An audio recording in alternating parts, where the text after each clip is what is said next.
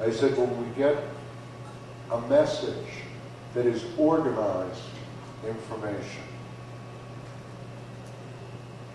Within DNA is organized information. It's far more complex than any computer program you'll ever look at. The fact that it's organized information according to the director of SETI, who are not friends of creation theory, requires that there be an intelligence that put it there, that sent that signal or organized that information. That cannot be avoided. Information does not organize by accident.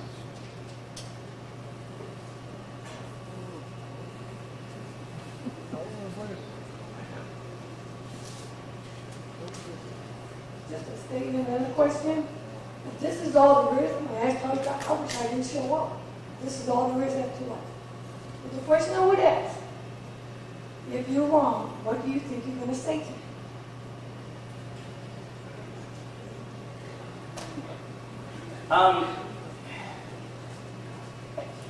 I don't know quite how to respond to that in the sense that it really has nothing to do with evolution. There are numerous, very prominent, very established evolutionary biologists who are theists. There are numerous ones who are atheists, and the issue of whether species on this planet share common ancestry and whether the process of evolution has occurred makes no claim as to what the purpose of life is. It makes no claim as to what happens after we die. You know, Francis Collins, who is recently appointed head of the National Institute of Health, he was the administrative head of the Human Genome Project recently. He's the author of a book called The Language of God, and speaks as a very prominent evolutionary biologist as to how he's found a road to God through what he's learned in science, and he considers himself an evangelical Christian.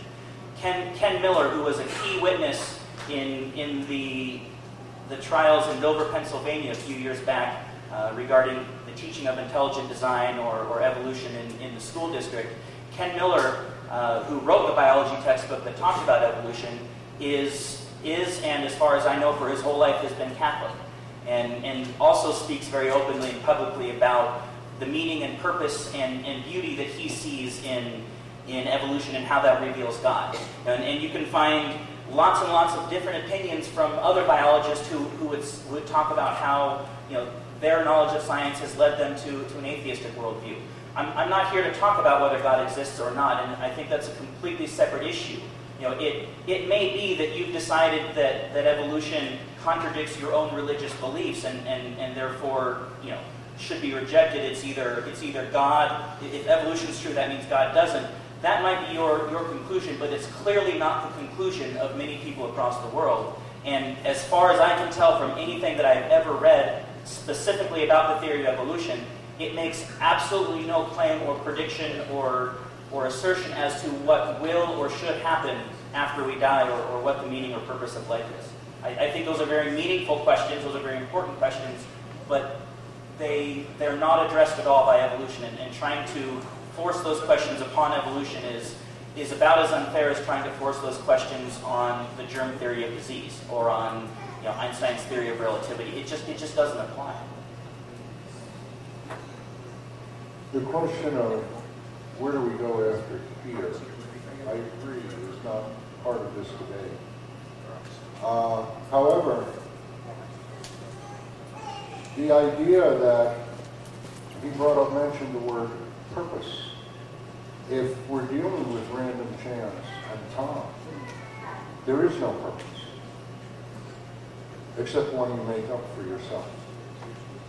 Many philosophers have taught that exact idea throughout history.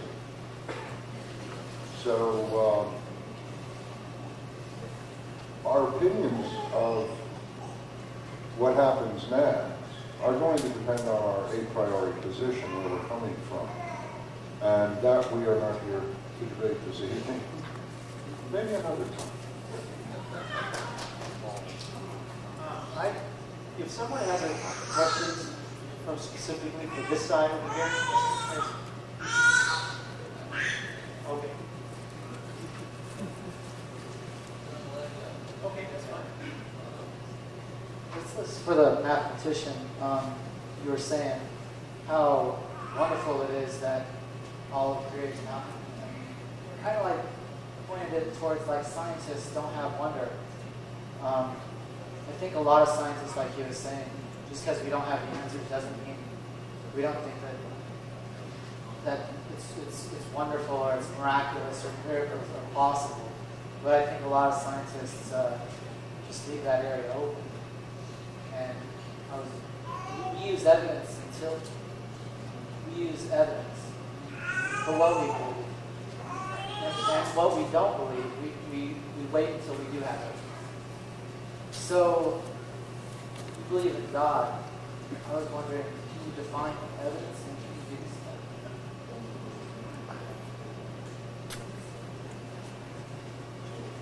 Well, there's two ways to answer that question. Obviously, the argument for God can be from a philosophical basis. For example, the cosmological argument, where it is designed and applies to the designer. For example, painting, painter, building, builder, creation, creator.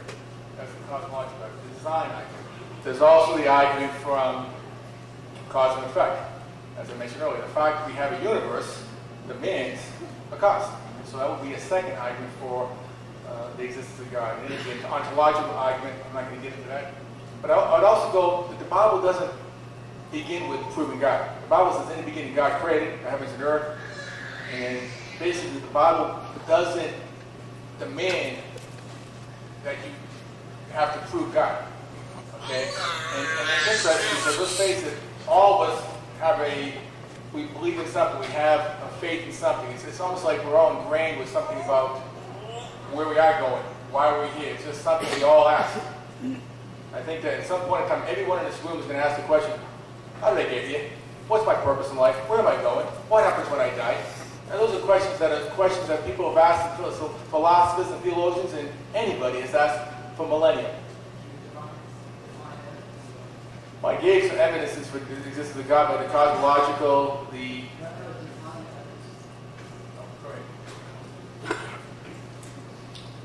Evidence is a philosophical position in many respects, because things I would accept as evidence, you would not. Things that I would reject as evidence, you would accept. My definition of evidence personally would be something that can be observed or tested, the same as science tries to stick define science only by what is in nature, what is natural, what is observable, testable, repeatable. And in that sense, I agree that this is where evidence, or the definition of evidence, belongs. But there's also, as you will find in any court of law, for instance, there's what's called implied evidence. And implied evidence is a result of what can be implied by what is observed, repeated, or tested. And this is where you get into a really, really hairy discussion when you try to define evidence. Because neither evolution nor creation theory can be proven. In reality, they're both philosophies. We look at the universe and say, is this probable? Could this have happened by random chance? That's why the comparison of the flagellum and the mousetrap. They're so radically different. One, they're so exceedingly complex, and the other so simple. I could say the same thing of an arrowhead. An anthropologist walking across the desert looks and says, here's an arrowhead. By the shape of it, I know it was touched by the hand of man. Somebody else looks at it and says, it's a stupid rock. It's really an impossible question to answer, I'm sorry. I'm going to, instead of responding to the question directly, I'm going to take one thing that you just said, and I think because it has something to do with evolution specifically. You asked the question, could this have gotten here by random chance? You stated earlier, time and randomness alone cannot produce what we see.